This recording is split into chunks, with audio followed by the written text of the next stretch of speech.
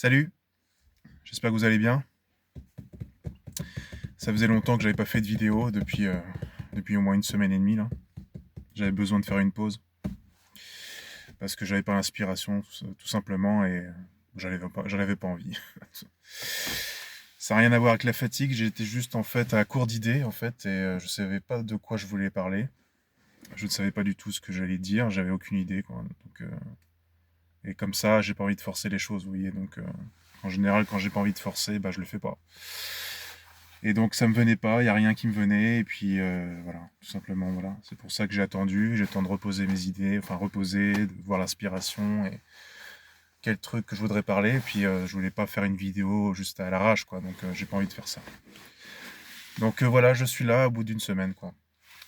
Aujourd'hui, le sujet que je voudrais vous parler, bah, ça sera plus politique, en fait, parce que évidemment, nous sommes au municipal.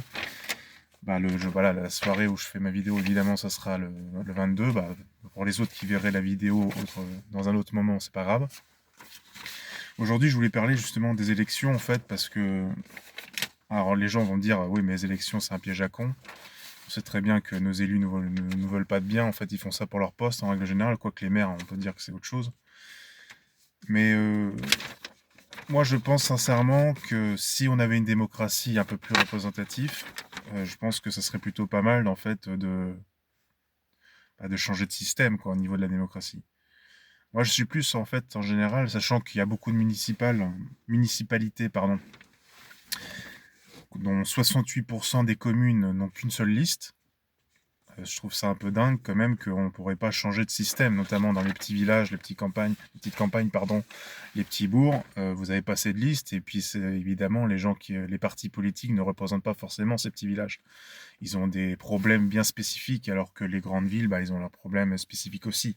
Même si des fois ça se regroupe au niveau des impôts, au niveau de l'économie, pas forcément, mais ce que je veux dire, c'est les partis politiques ne peuvent pas représenter tout le monde, notamment dans des petits villages qui ont moins de 500 habitants, quoi. Vous voyez ce que je veux dire? Et donc c'est pour ça que je pense qu'il faudrait changer d'élection ou changer le nombre de, enfin le système de scrutin. Vous voyez ce que je veux dire? Un système d'élection, voilà, pardon. C'est pour ça que je préconise une démocratie directe, c'est-à-dire qu'il n'y aura pas d'élus et en fait ils discuteront ensemble des lois à proposer, notamment pour des villages de 250 habitants ou moins évidemment. Et si jamais ça marche bien par ce mode d'élection, bah justement on élargirait justement l'élection à plus de 500 habitants. Voilà. Pas plus de 500 en règle générale parce que la moitié des villes françaises, des municipalités françaises, ils ont 500 habitants. Donc ça serait bien d'essayer ce mode de scrutin, parce que c'est vrai que je pense qu'on l'a jamais essayé en France. Ça marchait dans la Grèce antique, mais évidemment, peut-être à Rome aussi, mais bon, la plèbe n'a jamais eu, le concile plébéien n'a jamais eu de pouvoir autant que en Grèce, si vous voulez. C'était pas vraiment une démocratie, c'était plus une république, c'était vraiment quelque chose fait pour les élus de la République, et pas forcément pour le peuple en général, qui n'avait autre chose à faire que de vouloir diriger un pays ou une municipalité. C'est pour ça, ça serait plutôt pas mal. Ça m'est venu cette idée il y a pas longtemps. Et je pense qu'en fait, oui, on devrait faire plus d'élections à démocratie directe. Voilà. Donc pour 250 habitants, et pourquoi pas 500 habitants par la suite si ça marche bien, s'il n'y a pas vraiment de litige entre les habitants. Comme ça permettrait justement d'avoir arrêté d'avoir des listes pour être élu et juste avoir un mode de scrutin direct, en fait, tout simplement. Et des lois qui seront votées directement par le peuple. Voilà. Il n'y aurait pas d'élu de la République, il n'y aura pas des frais, ce genre de choses. Et la mairie bah, servira plus d'apparence, quoi. Ce genre de choses pour les choses administratives, quoi. Donc il y a quelqu'un qui se chargera des choses administratives, évidemment. Mais le reste, évidemment, bah, ça sera une démocratie directe, si vous voulez. C'est pas lui, une seule personne qui décidera, mais c'est tous les habitants qui décideront pour leur commune.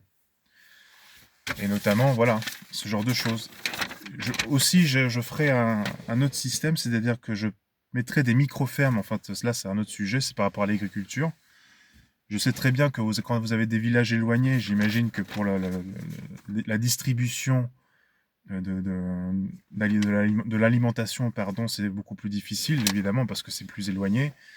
et que vu qu'il y en a, qu'il y a certaines communes qui ont même pas de supérette, qui ont même pas de supermarché, ils ont rien du tout, donc pour pouvoir manger, donc ça serait plutôt pas mal en fait de faire installer des micro-fermes à vente directe aux habitants près des villages avec déduction d'impôts, par exemple, pour les gens qui cherchent pendant 3 ans renouvelables, si vous voulez. Voilà, ça serait plutôt pas mal. Micro-ferme, c'est 1 hectare, hein, c'est mini, tout simplement, comme ça se prononce. Plutôt que d'avoir des grosses fermes agricoles qui servent à rien, qui seront plutôt, comment dire, à côté des grandes villes. Mettons des micro-fermes un peu partout en France, notamment à côté des petits villages, des petites cités. Comme ça, il y aurait une vente directe. Ça ferait vivre l'agriculture, et ça ferait vivre les habitants qui sont à côté, qui sont logés, quoi. C'est pour ça que ça me semble plutôt quelque chose de pas mal, quoi. Évidemment, ça sera une déduction d'impôt pour faire venir plus de monde possible, c'est-à-dire pendant 3 ans. Et puis, si pendant 3 ans il y a des résultats, bon, on arrête. Voilà, tout simplement.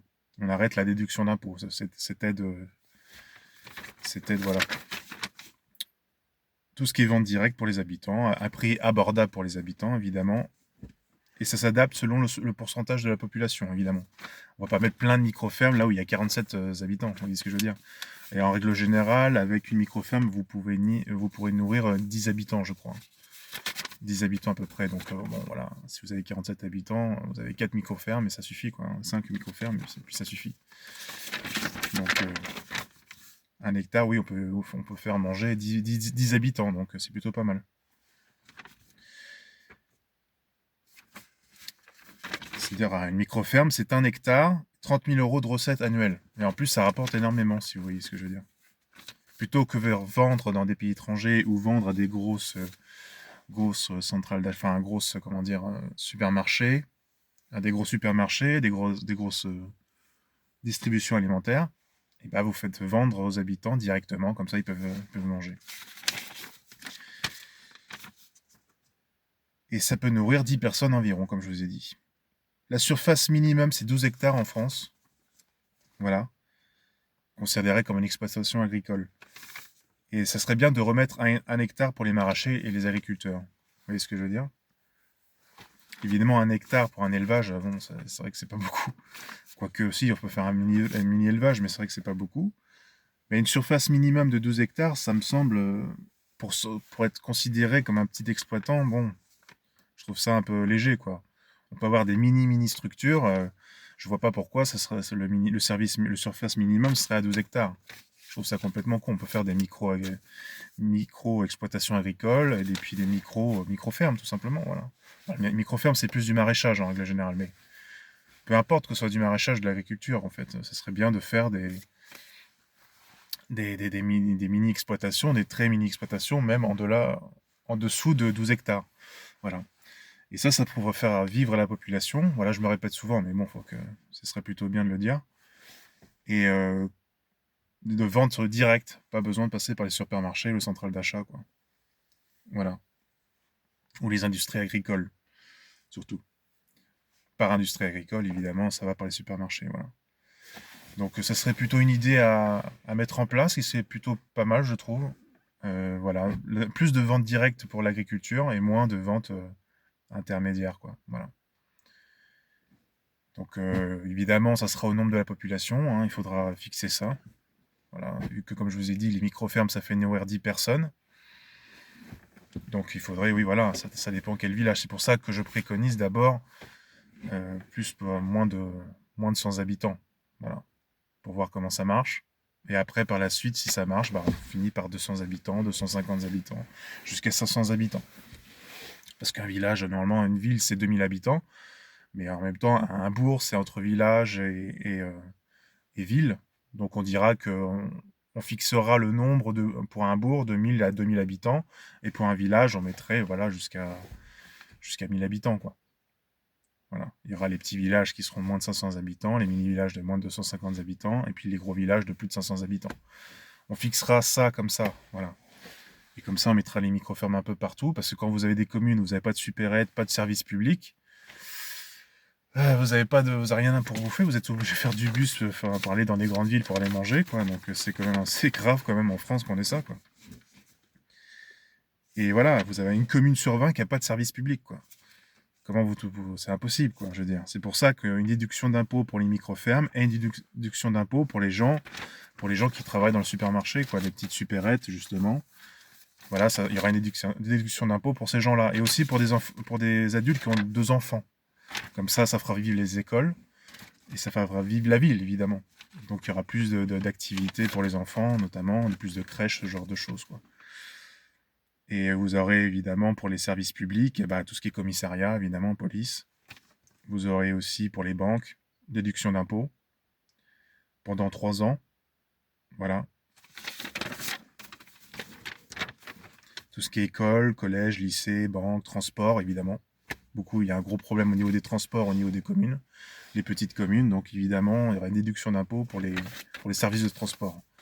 Notamment pour les gens qui veulent aller à l'hôpital, ça serait bien de faire construire et justement des services pré-hospitaliers et pourquoi pas des services d'urgence, qui sera juste pas forcément dans les petites villes, mais au moins juste quelque chose beaucoup plus rapproché, pas forcément dans les périphéries. Moi, les services d'urgence, évidemment, ça peut être en pleine campagne, hein, donc je vois pas pourquoi. Alors évidemment, si on n'a pas la fibre et tout ça, c'est un peu compliqué. Moi, j'imagine que maintenant, les campagnes, ils peuvent mettre la fibre partout. D'ailleurs, je mettrais la fibre 100% dans toutes les campagnes, donc toutes les communes.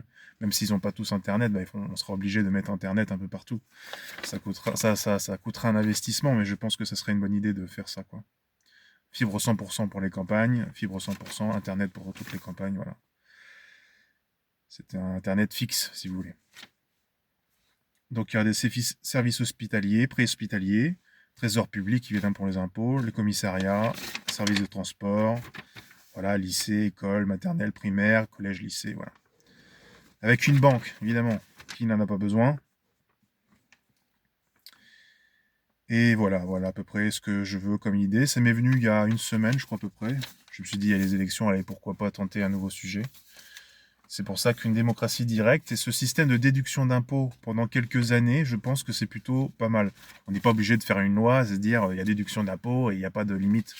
C'est complètement con. C'est plutôt de faire 3 ans et voir comment ça marche, quoi. Même plutôt un peu moins, quoi, 2 ans. Parce que le temps de s'installer, le temps de voir, quoi, comment ça fonctionne, ces lois, quoi. Donc ça serait plutôt pas mal, quoi. Donc déduction d'impôts pour que les gens puissent s'installer dans les campagnes qui ont besoin justement de services publics, qui ont besoin de manger, qui n'ont pas besoin qui ont besoin de supermarchés aussi, mais qui ont besoin de pouvoir manger aussi, et les agriculteurs aussi qui peuvent pouvoir manger. Plutôt que d'avoir des grosses exploitations qui vous coûtent un fric fou, pourquoi pas faire des micro-fermes qui permet justement de vivre de vos besoins avec des petites exploitations, avec des méthodes qui existaient bien avant vos pères, vos grands-pères, si vous voulez, des méthodes agricoles classiques et des techniques agricoles classiques qui doivent être redécouvertes, si vous voulez. Voilà. Technique ancienne d'agriculture beaucoup plus simple, beaucoup plus écologique et surtout beaucoup plus abordable financièrement, quoi, pour les gens. Voilà. Voilà les idées que je vous propose. Mettez un commentaire sur mon mail parce que évidemment maintenant je préfère mettre les non-commentaires. Ça n'a rien à voir avec les gens parce qu'en fait en général ils sont plutôt positifs les commentaires. Mais vu que je mets pour les enfants aussi, donc évidemment ça met justement pas de commentaires. Donc mettez ça sur mon mail, marchalant, marchalant, art14@gmail.com. Je vais le mettre juste sous la description. Et après, voilà, essayez de me dire ce que vous en pensez, quelles idées pourraient vous sembler correctes pour vous. Parce que j'imagine qu'il n'y a pas que des gens de ville qui me regardent, donc on ne sait jamais. Donc ça serait bien que vous me dites ce que vous en pensez, voilà. C'est à peu près tout ce que j'ai envie de vous dire, voilà. Et je pense que le service de transport, ça doit être très important énormément pour ces gens qui vivent dans les campagnes, quoi, évidemment. Alors, s'ils ont déduction d'impôts et voilà, je pense que ça pourrait les intéresser justement de vivre dans des villages et pouvoir voilà, s'installer, quoi, tout simplement. Et ce serait mieux pour les habitants qui ont besoin justement d'aller dans des grosses villes pour pouvoir y travailler, quoi. Ce genre de choses, voilà. Dites-moi ce que vous en pensez, dites-moi ça par mail, et on se revoit très vite. Voilà, je sais pas ce que je vais discuter, je sais pas combien. J'avais dit 2 vidéos par semaine, mais maintenant je sais plus en fait. Je sais pas. En fait, dès que je sens l'inspiration, dès que je sens les choses à venir, dès que j'ai des idées de réforme pour la France, voilà, je fais une vidéo, tout simplement. parce que j'ai aussi à parler de l'économie, ce genre de choses, parce que j'ai un gros projet au niveau de l'économie. C'est pas une mince affaire en France, hein, vous savez, avec, avec la dette et le déficit public. Donc c'est important d'en parler, l'économie, évidemment. Mais je ferai une vidéo, c'est sûr. Voilà. Après, le créneau, ça sera pas forcément deux vidéos par semaine, en fin de compte. Ça dépend comment je suis, quoi. Voilà. J'espère que vous allez bien, en tout cas. Mais c'est vrai que les élections, bon, c'est sûr que c'est pas la République qui va sauver la France, hein, vous le savez très bien, hein. Mais je pense que c'est un moyen intermédiaire et important, quoi. Faut trouver juste des élus qui soient pas trop bornés. Je pense qu'il y a des gens dans le système républicain qui sont des gens très très bien. Mais de toute façon, dans tous les systèmes, il y a des gens bien. Il y a pas que forcément le système, que le système de la République, le système monarchique, le système, je sais pas, moi, démocratie directe, monarchie parlementaire, peu importe, on s'en fout. Je pense pas, tant que c'est pas une dictature, évidemment. À part si, évidemment, on est dans une situation de guerre, il faudra forcément, comment ça s'appelle, la loi martiale, pas la loi martiale, merde, comment ça s'appelle? Oui, quand vous accaparez tous les pouvoirs, quoi, tout simplement. Je n'ai plus le mot en tête. Voilà. Oui, c'est pas le système le problème, je pense que c'est les gens, en fait, tout simplement. Faut que les gens changent. Faut que les gens peu importe le système, faut que les gens changent, tout simplement. Mais ça serait bien d'avoir une démocratie directe. Pas forcément pour les grands élus, parce qu'il faut quand même des gens professionnels pour pouvoir pour gouverner ce pays, quoi. Parce qu'il faut des gens qui connaissent le sujet, qui connaissent les lois du bout des ongles, et qui connaissent le sujet dans lequel ils sont investis d'une mission. C'est pour ça que les ministres, j'ai pas, si jamais je suis président, je vais pas nommer n'importe quel ministre, vous voyez ce que je veux dire. Il faut que je choisisse, quoi. Et des gens tout à fait compétents dans leur job et qui ont une certaine expérience, pourquoi pas. Et d'ailleurs, je vais discuter de ça. Si jamais je serais président de la République, c'est jamais, hein. Je vais pas me présenter. Je vais pas faire comme les autres. Mais je donne des idées, quoi. Je donne un pavé dans la mare, quoi. Donc, je mets ma pierre à l'édifice, quoi. Et mes idées sont comme ça. Voilà. Voilà ce que je voulais vous dire. Et voilà, et puis on espère de se revoir le plus vite possible, parce que c'est vrai qu'il faudrait que je fasse... Parce que j'ai beaucoup de sujets à parler, en fin de compte. J'ai beaucoup de sujets à parler. C'est difficile de retranscrire tout dans ma tête, parce que j'ai tellement de trucs dans ma tête, vous savez, c'est vraiment le bordel, hein. Mais je pense que, bon, j'essaie d'énumérer, de dire ce que j'ai à vous dire. Enfin, j'ai essayé de vous dire ce que j'avais en tête concernant certaines réformes. J'espère que ça vous aura plu et que ça vous donne quelques idées supplémentaires. Faites-les moi savoir justement à travers mon mail. Et voilà, pourquoi avoir une discussion là-dessus déjà, ça serait pas mal. D'avoir une discussion là-dessus et de permettre de faire évoluer le débat, quoi. C'est ça que je voudrais. Allez, je souhaite une bonne soirée et que Dieu vous bénisse. Et je ferai une vidéo, si Dieu le veut, si le besoin se fait sentir. Voilà. Que Dieu vous bénisse. Au revoir.